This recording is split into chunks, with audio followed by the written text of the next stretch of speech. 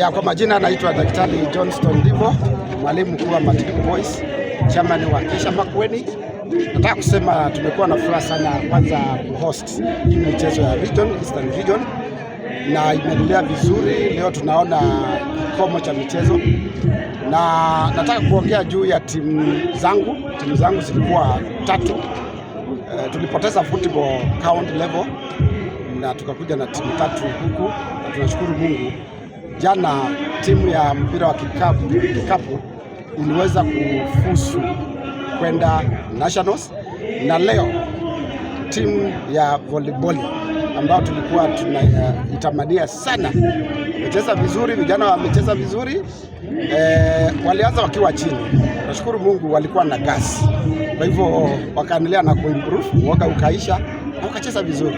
Kwa hivyo tumechukua game ya volleyball seti 3-2.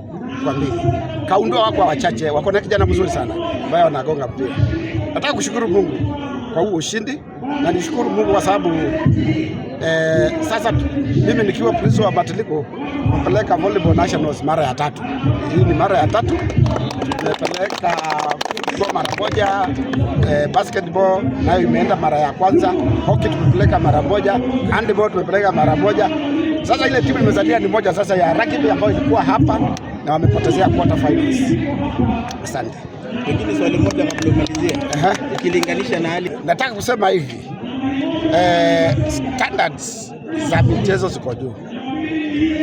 Uliona ile timu ilipita count ya football ambayo sasa iko finals ya Tumaini, tulitoka 3-1. Ilianza na Kekonge ikawapiga 9-0. Inamaanisha standards ziko juu, na sasa hiyo wameingia na Kathekakai. Tunawatakia ushindi Tumaini, kwa sababu ni timu yangu ya Makueni kama chairman wa Makueni, na timu zile zingine tumepata timu kadhaa Misuni wanapeleka timu, na Makueni tumeng'ara na tutachukua kikombe ya Eastern Region.